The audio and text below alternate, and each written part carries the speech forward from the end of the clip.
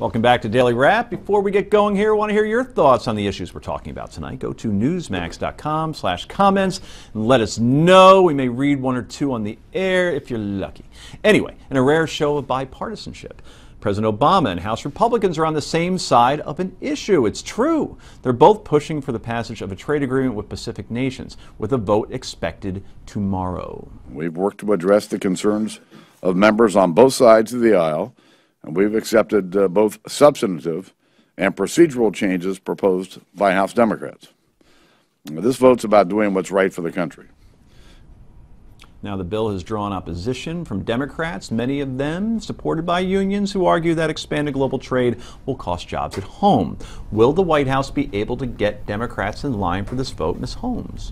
That's an interesting question, and the White House, I'm sure, would like to know the answer to that, but I think they'd also be willing to pass this trade agreement with Republican support if that's what it takes. But You mean the Hastert rule is done? Well, I'm saying that the White House is willing. Remember that guy? I remember. He's been in the news lately. Well, the White House is willing to, score a touchdown with Republicans on the team if that's what it takes.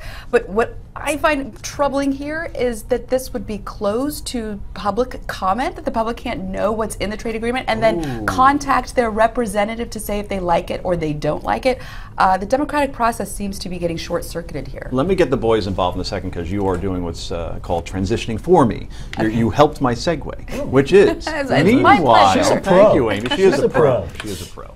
House Ways and Means Committee Chairman Paul Ryan had a Nancy Pelosi-esque moment as he tried to sell the bill and sell the measure. This is what Amy was just talking about. He told one lawmaker concerned about the secrecy of the trade agreements that once lawmakers approve it, details will be declassified and made public. Kind of like we don't know what's in the law until we actually pass it, which I believe is what Ms. Pelosi said to lawmakers to pass Obamacare, so they can find out what's in it, actually, is what she said.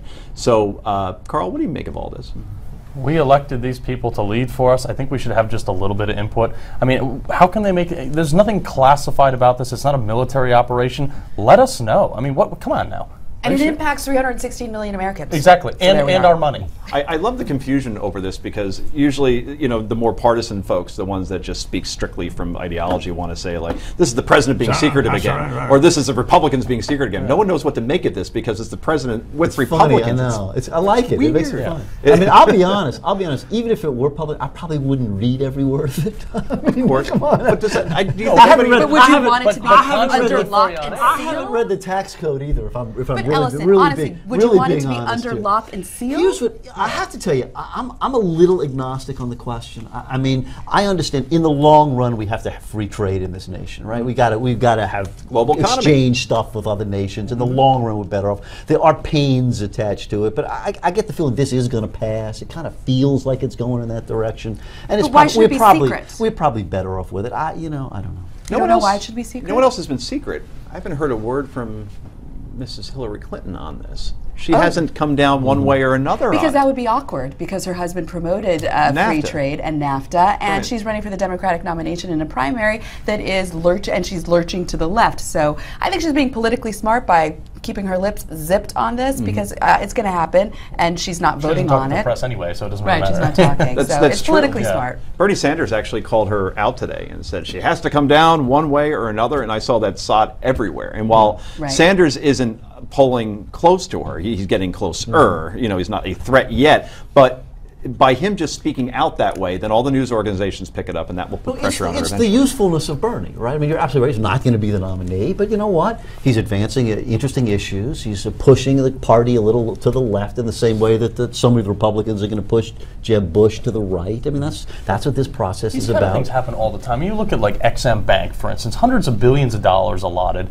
and yet nobody knows anything about it. Nobody's ever heard of XM Bank, yet they're voting for hundreds of billions of dollars of our money for corporate welfare. So, I mean, these things happen all the time. This one just happened to grab the news. The defense budget would be the same way, right? Well, the defense budget is a very different story. There are actually national security issues.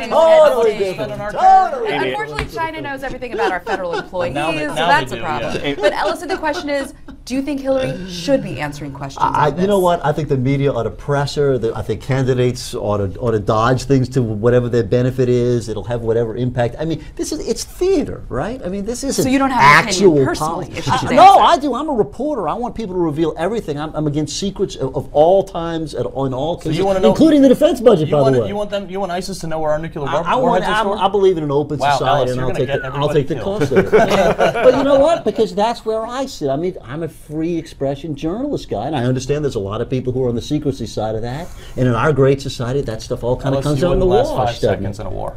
Huh? You wouldn't last 5 seconds in a war. Maybe that's why I'm not a soldier. Right, and I'm going to back out of this war. That's why I'm not a soldier. We're backing out altogether, actually. I just want to remind you guys that in the next 3 weeks, the president's legacy could possibly be decided. Because if this trade deal doesn't pass, and the Iran deal falls through, and ISIS gets worse, and there was another one, Obamacare could be shot down. And immigration. Yeah, just in 3 weeks, the whole legacy goes away. Anyway, this is the Daily Wrap. Great show so far. Do not go anywhere.